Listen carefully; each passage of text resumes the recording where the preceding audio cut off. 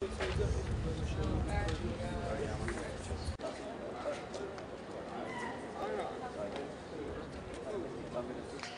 ვაპროტესტებთ საქართველოს პრეზიდენტის გამოსვლებს, აგრესიულ გამოსვლებს და შეურაცხყოფილ გამოსვლებს, რომლითაც იგი მიმართავს ჩვენს მოქალაქეებს, თავის ოპონენტებს. არ შეიძლება პრეზიდენტი, რომელიც არის ქვეყნის სახე, ასეთი ლექსიკით საუბრობდეს და ასეთ მიმართავდეს თავის ოპონენტებს.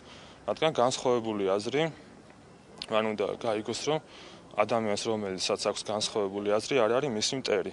ვაპროტესტებთ იმ ტერმინოლოგიებს და იმ სიტყვებს, რომელიც პრეზიდენტი ყოველ გამოსვლისას ხმარობს და თვლით, რომ ეს სიტყვები და ეს ტერმინოლოგიები შეიცავს ძალადობას და ძალადობა არის სათავეშივე. ანუ ხალხს შეიძლება ითქვას, რომ ხალხს ამით იწვევს და აღიზიანებს თავისი ესეთი სიტყვების ხმარებით. ძალიან აქტიურად იყენებს სიძულვილის ენას, ის ოპონენტებს მუდამ თავს ესხმის, მოღალატეებს, აგენტებს, მღრნელებს, მუმიებს და რა ვიცი, პირზე რაც მოადგება, ჩარეცხილებს თუ ფარჩაკებს არიშურებს მისი ოპონენტების მიმართ.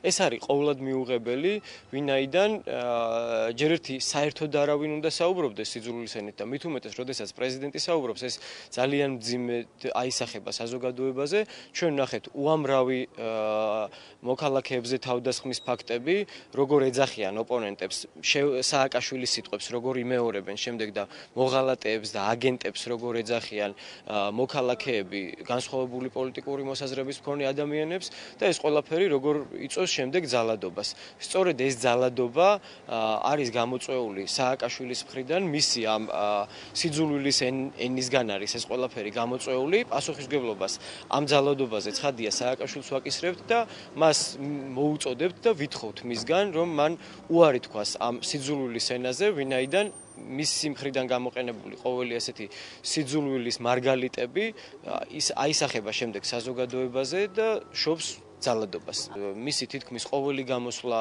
სავსეა ასეთი მაგალითებით. ერთ-ერთი ყველაზე ისეთი მძიმე იყო ქუთაისში, როდესაც გამოდიოდა სააკაშვილი, თუ სხვა არა აქვს.